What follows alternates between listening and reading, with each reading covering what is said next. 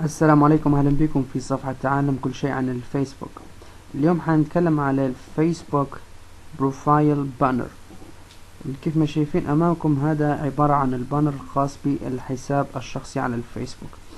فحابين نعرف كيفية اضافة الصور بشكل سريع وسهل.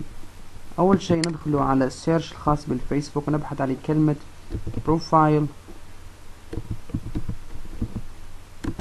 بانر. كيف ما شايفين امامكم بروفايل بانر all languages، نضغط عليها وحيرفعني للموقع اللي هو tr.profilebanner.me. في هالموقع حتلقوا مجموعة من الصور، يعني ممكن آلاف من الصور ومقسمة لتصنيفات معينة مثل animals, background, cars, cartoon, whatever. فممكن نختاروا منها أي شيء. فممكن نختار I'm fan، فحيعطيني الصور الخاصة I am fan.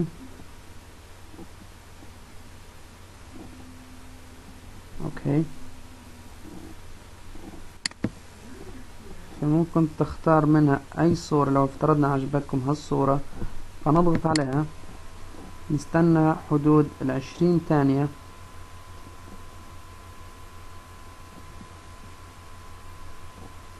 اوكي،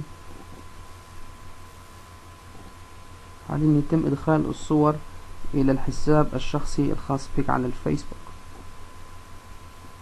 اوكي، بعد ما تم التحميل ندخل على الفيسبوك ونشوفوا التغيير اللي حصل في صورة البانر. ندخل على الحساب الشخصي، هنلقوا الصورة الخاصة بالبروفايل بانر تغيرت. لو عندكم أي سؤال أو استفسار بالخصوص فحطوا تعليق تحت الفيديو. تقبلوا تحياتي، أسامة حلس.